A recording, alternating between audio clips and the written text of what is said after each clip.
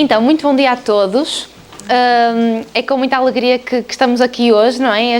Neste novo seminário temos esta nova sala satélite mais dirigida para profissionais de saúde, permitindo com que nós consigamos trazer temas mais científicos, com teor mais científico, que se calhar uma pessoa das áreas em geral não conseguiria tão bem perceber. Portanto, muito obrigada por vocês estarem aqui e muito obrigada à organização, não é? À Lígia, doutora Lígia, ao doutor Álvaro por me ter apresentado e à doutora Elaine. Thank you so much for you to being here.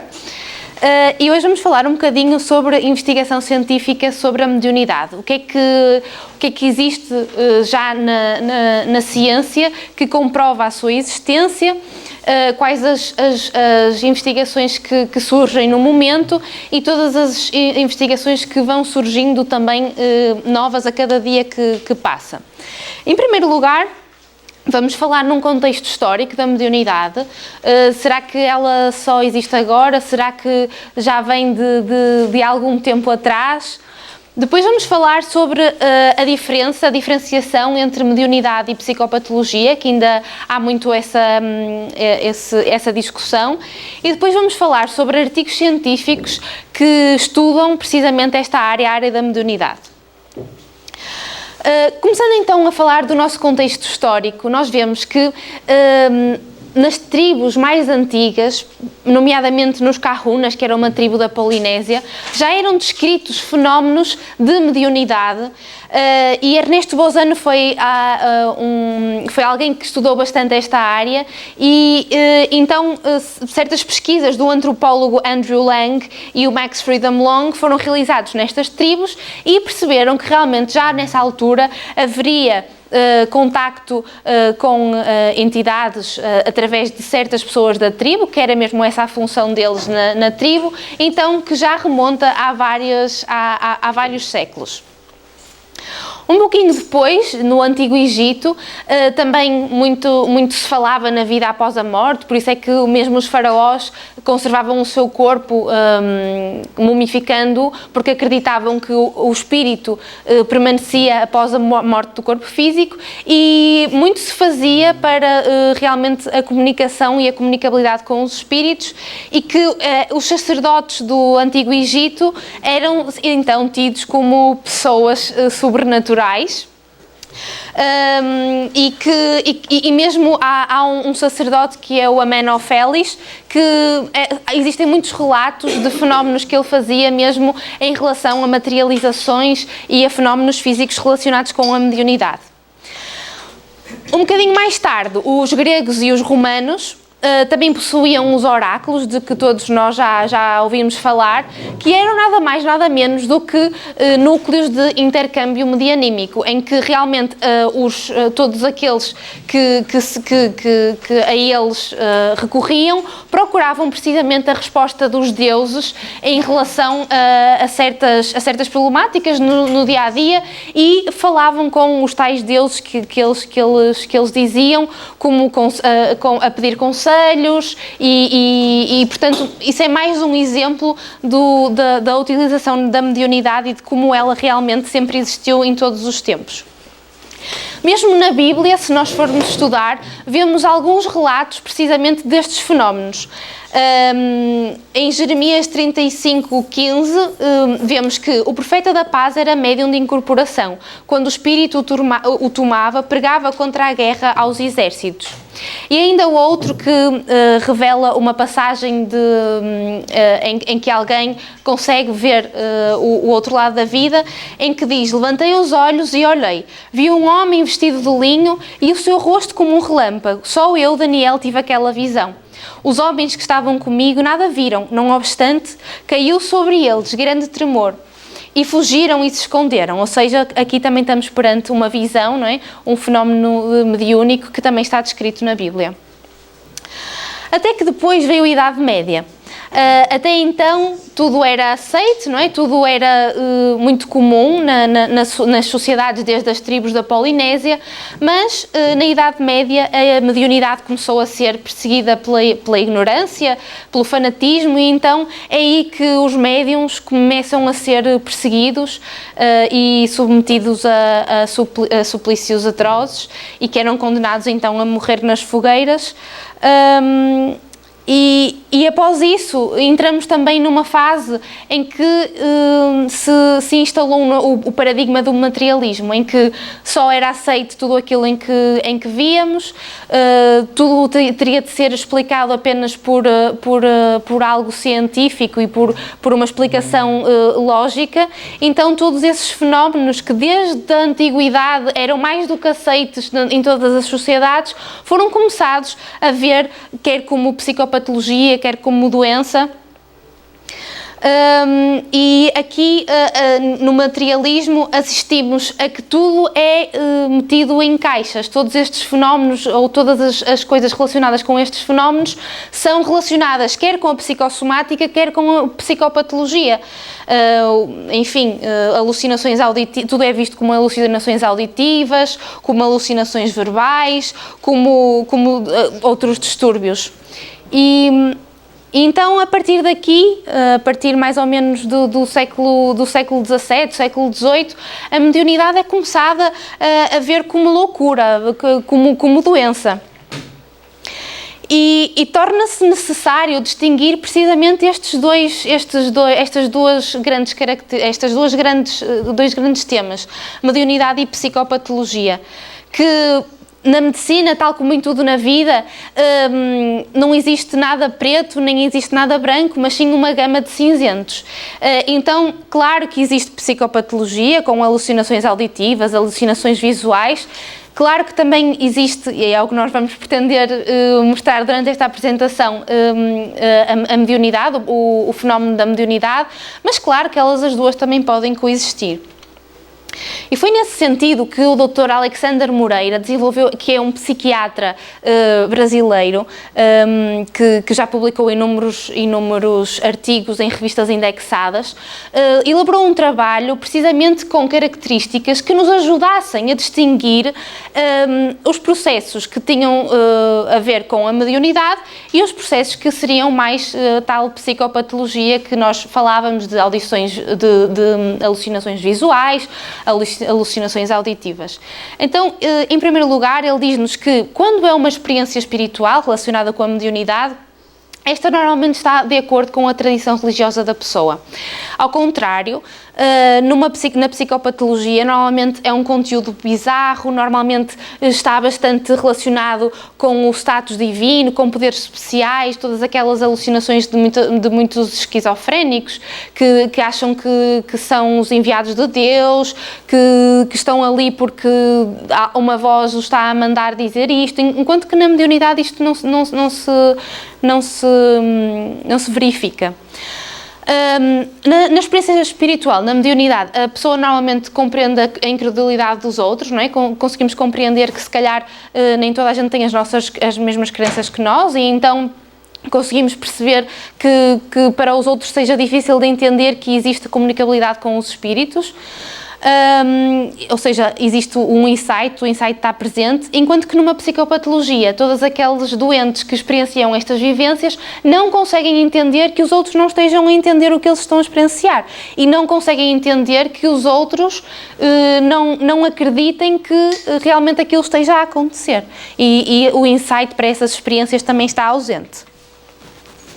Continuando também um bocadinho a analisar este artigo do Dr. Alexander Moreira, ele diz-nos que na mediunidade normalmente a pessoa é capaz de relatar o que aconteceu e não tem ideias altro ou heterodestrutivas, enquanto que na psicopatologia existe muitas vezes associado uma agressividade, um descontrole dos impulsos. Na mediunidade, normalmente, estas experiências têm efeitos benéficos para o indivíduo, ao mostrar-lhes a possibilidade da continuidade da vida e da existência de uma vida para além desta, normalmente tem resultados positivos na vivência do indivíduo, enquanto que, normalmente, numa psicopatologia, todas essas alucinações são absolutamente desestruturadoras da personalidade, existe muito sofrimento, uma deterioração cognitiva, um deterioramento diário e então tem efeitos muito nefastos para a pessoa.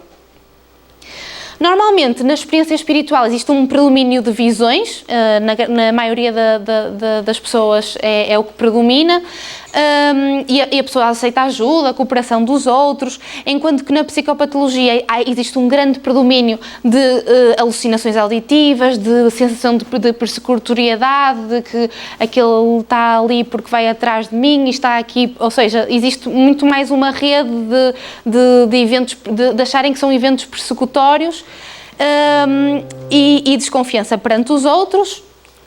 E existem também muitas vezes sintomas clássicos que todos nós conhecemos da esquizofrenia. Na mediunidade, normalmente, os aspectos são diferentes destes quadros psicopatológicos. Para terminar, normalmente a experiência espiritual tem uma duração breve, enquanto que a psicopatologia ocupa grande parte da vida e do dia-a-dia daqueles pelos quais presenciam. Enquanto que na experiência espiritual, normalmente, e quando a mediunidade é trabalhada, existe um controle sobre as experiências, ao invés disso, na psicopatologia, as vivências são absolutamente involuntárias e não é algo que o doente consiga propriamente controlar.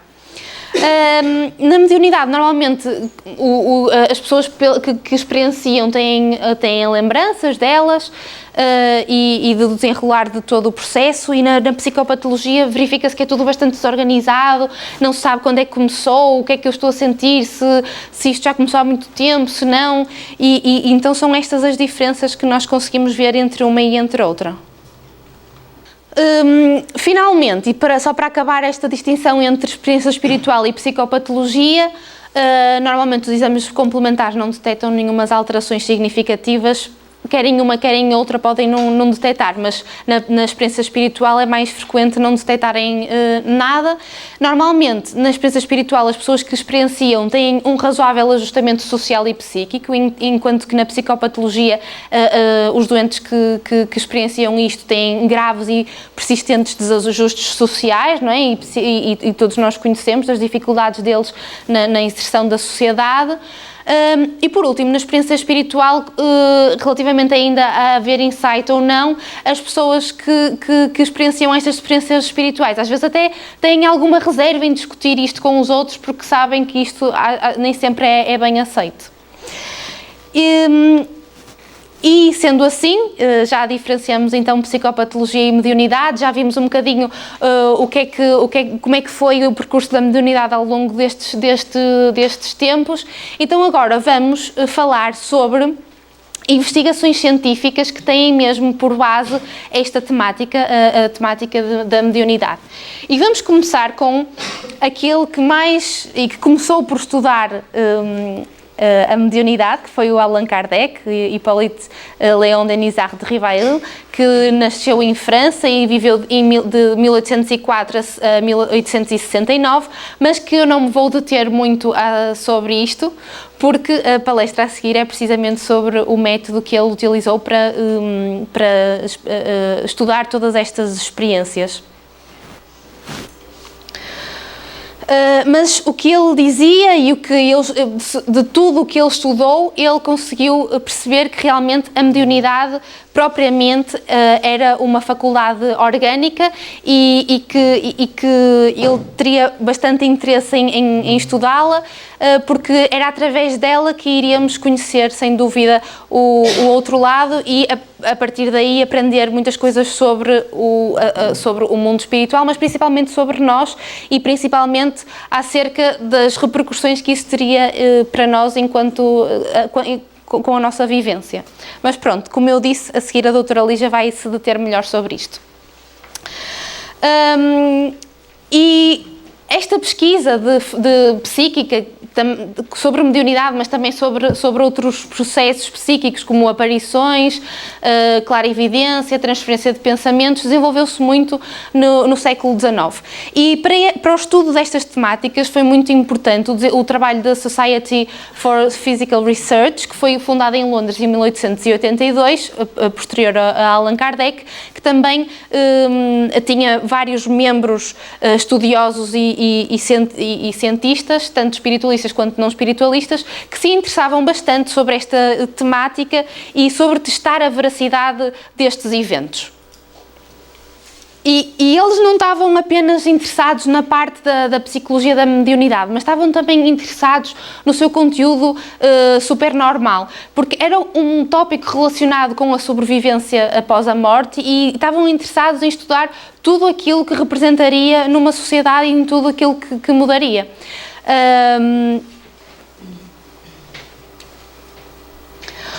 Um deles foi o William James, que também pertencia a esta sociedade e era de Harvard e era um dos principais nomes da psicologia e da filosofia e que também foi, após o Allan Kardec, pioneiro na investigação destas experiências espirituais e enfatizou a importância de estudar então esta mediunidade para entender a mente. E ele defendia que o estudo destes fenómenos era absolutamente importante para a ciência porque, na sua opinião, poderia reformular a forma como a ciência era vista. E tudo isto que eu vos trago aqui está publicado em artigos científicos em revistas indexadas. E o trabalho deste William James foi importante e pioneiro por várias razões. Iniciou então a era moderna dos estudos científicos, começou a publicar em revistas indexadas sobre o transe convencional e ele estudou muito uma médium e o trabalho dele foi feito muito através de observações desta médium, que era a Piper, e foi o pioneiro que começou a usar um estenógrafo para registar as declarações do médium e depois analisá-las posteriormente. Ele também usou a hipnose para estudar possíveis estados de consciência, de alteração da consciência, e ao estudar isso percebeu que realmente a hipnose e o transe mediúnico eram coisas perfeitamente diferentes, porque tinham características absolutamente diferentes, quer no tónus muscular e muitas outras variantes que ele estudou. E enfatizou sem dúvida a importância deste trabalho que nesta época se tornava bastante interessante. No entanto, ele estudou imenso durante este tempo, em 1886, mas depois de tanto estudo e de ter observado tantos fenómenos, ele chegou à conclusão que todos os investigadores que estavam naquela altura a estudar estes fenómenos talvez tivessem sido um bocado precipitados, porque realmente só, se calhar, após um quarto de século ou mesmo em meio século após, é que eles conseguiriam, de facto, estudar verdadeiramente estes fenómenos com muitas outras ferramentas que teriam a seu dispor. E a verdade é que nestes últimos 150 anos houve, sem dúvida, um grande número de estudos científicos para testar então estes médiums, se eles realmente podem receber algum tipo de comunicação e então foi mesmo como William James disse que só após algum tempo é que as pessoas começaram a ter os meios através dos quais poderiam estudar estes fenómenos, não só observando, não só escrevendo e registando e fazendo vários estudos de observação, mas também quer experimentais, quer duplamente cegos. E é neste sentido que começam a surgir outros artigos, entre os quais que este é uma meta-análise em que foi procurar todos os artigos na literatura que pusessem em hipótese a existência de uma consciência para além do cérebro, e da meta-análise surgiram 1954 artigos, dentro dos quais 565 eram relativos à mediunidade. Nós vemos que os artigos têm-se mantido mais ou menos estáveis, mas este aqui que era da mediunidade, em 1980 existia um grande número, mas vemos que está cada vez mais a descer o interesse acerca, não o interesse, mas as investigações acerca deste tema, portanto também cabe a nós fazer com que o gráfico aumente novamente. Normalmente estes estudos sobre mediunidade na literatura encontrados eram maioritariamente revisões sistemáticas, mas já houve 28,7% deles já seriam feitos com casos originais e com uma perspectiva mais experimental. Normalmente o fator de impacto das revistas que foi publicado foi 1.922, que apesar de ser relativamente baixo, como é uma área tão específica, não se torna assim tão baixo. Estes são os jornais que maioritariamente eram publicados, estes artigos, e normalmente estes artigos eram maioritariamente publicados por Estados Unidos, seguido do Reino Unido e depois do Brasil. E o que eles verificaram é que realmente, em muitos destes estudos que eles depois analisaram, os tais 595, eles aperceberam-se que realmente alguns dos médiums obtiveram pontuações especialmente altas em termos de precisão e que forneciam várias informações específicas reconhecidas por os assistentes, ou seja, de todos aqueles artigos eles conseguiram perceber que existia um elevado nível de precisão nas informações que os médiums dariam, mesmo não tendo possibilidade de as conhecer previamente. E tal como James começou a investigar, não é? Também muitos outros cientistas que os seguiram e que investigaram a mediunidade concluíram, e através todos estes artigos, eles conseguiram concluir que algumas explicações convencionais, como a fraude, a atividade inconsciente da mente, até poderiam explicar alguns destes fenómenos, mas que, sem dúvida, não poderiam explicar todos os outros, e que havia ali alguns que haveria de realmente haver algo mais para explicar todos esses fenómenos. E é aí que nos leva, lá está, com este novo advento de várias ferramentas que nos permitem estudar mais para além do que estudos unicamente observacionais, em que começaram também a haver estudos experimentais e que nos leva a este artigo, que é a Neurobiologia do Transe Mediúnico, que analisa então as alterações do corpo de um médium durante o transe mediúnico, quer por eletroencefalograma, quer os neurotransmissores e quer através do mapeamento cerebral. E eles verificaram que o eletroencefalograma, durante um estado de transe mediúnico, teria muitas alterações e que se poderia verificar que realmente, em particular, haveria um aumento das ondas alfa, teta e beta, principalmente das ondas teta, e que em alguns casos de posse involuntária, que a atividade elétrica perturbada, havia atividade elétrica perturbada em certas regiões do cérebro, principalmente no sistema límbico. Passando também para os neurotransmissores, eles também tentaram estudar um pouco esta característica, e apesar de terem descoberto que durante o transe mediúnico existe uma maior atividade do sistema dopaminérgico e uma paralela diminuição da atividade do sistema serotoninérgico, principalmente da dopamina D4 no córtex frontal, concluíram, após terem revisto e terem estudado bastante sobre o assunto, concluíram que ainda não era possível afirmar, que ainda era bastante cedo para postular um papel dos neurotransmissores nestas experiências mediúnicas. E depois o mapeamento cerebral, que acho que é uma das coisas que é mais nítida e nós temos mais prova relativamente à existência destas experiências espirituais. Normalmente, durante elas, estas experiências, existe uma maior atividade do córtex frontal e pré-frontal, e existe um aumento da atividade do sistema límbico por sistemas de neuroimagem. e uma diminuição da atividade dos lobos parietais, que também vai de encontro ao que foi encontrado no eletroencefalograma. E é nesse sentido que vos trago um artigo bastante interessante que tem a ver com neuroimagem.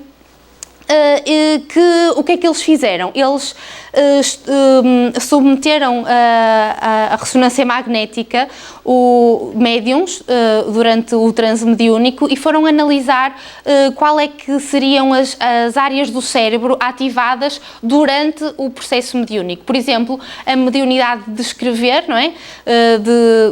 Que seria, então, postulou-se a hipótese de ser realmente um espírito que escrevia através de um médium. Ao eles analisarem a ressonância magnética durante esse fenómeno, e eles conseguiram perceber que as áreas responsáveis por realmente a escrita e por realmente o processo linguístico e frásico não estariam ativadas no médium, ou seja, que não seria ele a escrever, não seria realmente ele a fazer esse trabalho mental, porque essas próprias áreas não estariam ativadas. O fluxo sanguíneo cerebral nas áreas descritas era significativamente reduzido na psicografia, o que realmente conduz à noção de que existe uma fonte externa que estava planeando então o tal conteúdo. E que regiões do cérebro sabidamente envolvidas no planeamento da escrita foram então menos ativadas, mesmo quando o conteúdo era mais elaborado. Eu acho que isto é um dos estudos que mais nos prova a veracidade de todos estes factos. Depois vocês, se quiserem, eu depois posso dizer-vos o artigo e leem em mais pormenor. E depois também, tendo em conta toda aquela relação entre mediunidade e psicopatologia, se realmente os médiuns teriam ou não, ou realmente se existiria ou não relação, o Dr. Alexandre Moreira de Almeida foi então estudar a fenomenologia das experiências mediúnicas e o perfil de psicopatologia de médiums para ver se realmente teriam alguma relação. E ele aplicou dois questionários, a escala de adequação social e o Self-Report Psychiatry Screening Questionnaire, e o que ele concluiu é que todos estes médiums teriam uma boa adequação social e uma baixa prevalência de sintomas psiquiátricos, então realmente provando que mediunidade não é psicopatologia. Só para terminar, trago-vos um último estudo que foi publicado na Neuroendocrinology Letters, que, portanto, é sobre a glândula pineal, e o que este estudo fez foi comparar as informações que Francisco Cândido Xavier, que era um médium brasileiro, recebia pela sua mediunidade, não é?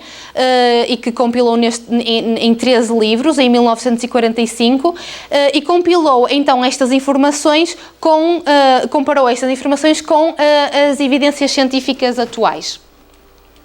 Não nos esqueçamos que realmente foi em 1945. Então, ele pegou nestes 13 livros, cuja coleção é A Vida no Mundo Espiritual, que lá está, seriam alegadamente escritos por um espírito, através de um médium, e procurou neles dois termos, pineal e epífise. E incluiu toda a informação potencialmente relacionada com o campo da medicina. Compilou-a e com a ajuda de endocrinologistas, neurologistas e neurocientistas, comparou-os com evidências científicas atuais.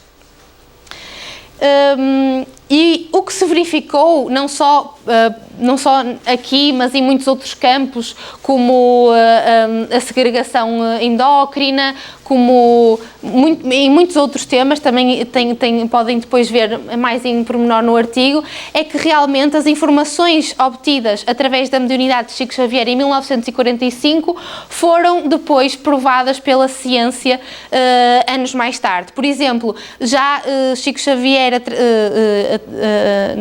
já através da mediunidade de Chico Xavier, no livro dizia que a epífise era a glândula da vida espiritual do homem e que no exercício mediúnico de qualquer modalidade a epífise desempenha o papel mais importante, e anos mais tarde foi descoberto e foi investigado que realmente esta glândula pineal está ativada durante a meditação religiosa e que só é ativada durante a meditação que envolve uma conexão espiritual, comparativamente àquela que é apenas com técnicas de respiração.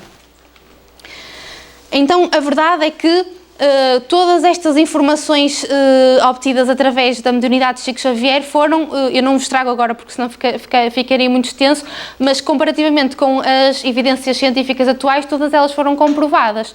E então, podemos refletir que uma pessoa iliterada, porque o Chico Xavier, um médium, apenas teria a 4ª classe, sem estudos académicos, sem sequer envolvimento na área da saúde, que residia no interior do Brasil durante uma época em que o acesso a artigos científicos era absolutamente limitada, esta pessoa fornece conceitos altamente complexos e informações sobre a fisiologia da glândula pineal 60 anos antes de qualquer investigação científica, não é? Então, isto pode nos deixar a pensar, e eles, os cientistas que escrevem este artigo, refletem acerca de qual então a fonte desta informação. Em primeiro lugar, podemos pensar que, pronto, formulou esta teoria toda sozinho, criando uma linguagem não específica e permitindo que fossem suportadas por avanços subsequentes da ciência. Em segundo lugar, também podemos pensar que estes factos foram encontrados por mero acaso, não é? Através dos quais o autor cria aleatoriamente estas teorias sobre a glândula pineal. E a terceira hipótese, que eu acho que é a mais plausível, é que, sem dúvida, comprova a veracidade e a existência da comunicabilidade com os espíritos. E só para terminar, deixo-vos uma frase de Allan Kardec que nos diz que não há fé inabalável senão aquela que pode encarar a razão face a face em todas as épocas da mediunidade. E pronto, e era isto que eu vos tinha para trazer. E eu disse o quê? Humanidade.